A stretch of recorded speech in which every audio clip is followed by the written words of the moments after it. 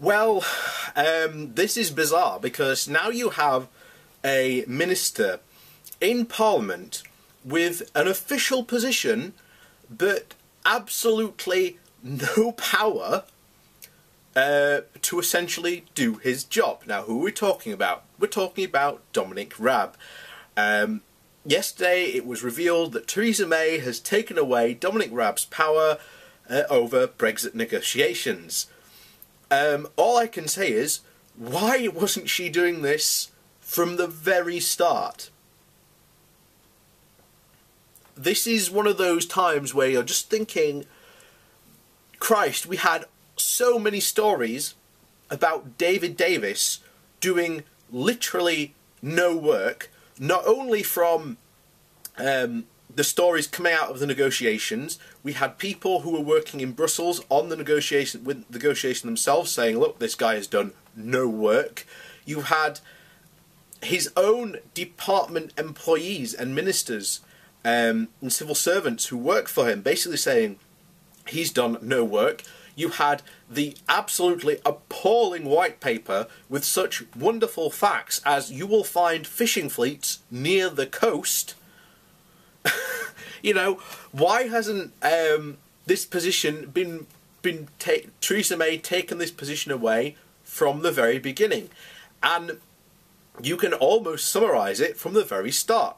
Boris Johnson was put in as the foreign minister, and a lot of the people who were saying during the referendum who this would be handled by was saying that it should be handled by the foreign secretary. So basically, the only reason this was made a separate department and a separate ministerial position was because it looked like Theresa May couldn't trust Boris Johnson with these negotiations. And by the looks of it, given that he's undoubtedly the worst foreign secretary we have ever had, certainly in recent times, yeah, I can fully agree with that. But now you've got Dominic Raab, who a political cartoon that was available just a couple of weeks ago. There was the, you can come and sit at the table, but we'd like you to sit in the kiddie pen, because that's where David Davis used to sit and play. Yeah, so the Brexit negotiations continue to go down the toilet, and Brexiteers still won't get it through their head. It's not the EU bullying us, as Jeremy Hunt came out and said the other day. No, it's the Conservative Party having basically an interior civil war between two factions, primarily over how much regulation the government should be involved in. You've got the one side who have been there should be no regulation, and the other side who agree that there should be regulations in the market.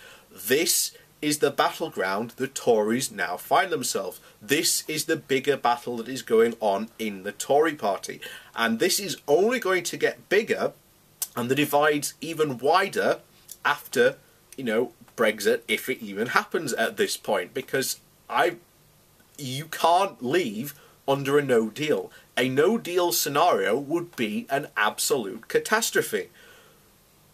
And the solution's there. Theresa May, all she has to do is basically say, okay, we're going to leave the European Union politically, but we're going to stay in the single market and the customs union, so we'll basically go for the Norway option.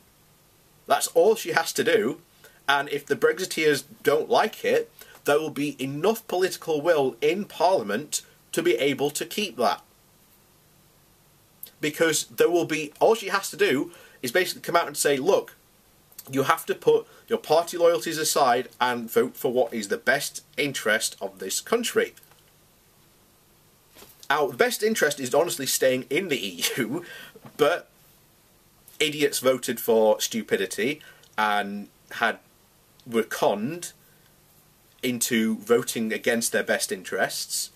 I've gone over at length how my own town, who was third in the rankings to vote for leave, basically screwed themselves over and have voted for less opportunities and less you know, that's literally what you know this town voted for, given how much money they have received from the EU to completely transform this town and invest in new jobs and businesses and, again, new opportunities in this town. That's no longer going to be available. And we covered last year, I think it was, about how many councils post-Brexit could start to go bankrupt because many of these councils, because of the Tory austerity, have had to rely on the EU development grants to be able to do stuff in their town. That will be gone. And most of these towns, by the way, that will be facing bankruptcy, the councils that will be facing bankruptcy, are the ones that most voted for Brexit. So you now have a Department for Exiting the European Union, or DEXU as it's called, that has a minister with no power to negotiate what his job was meant to do.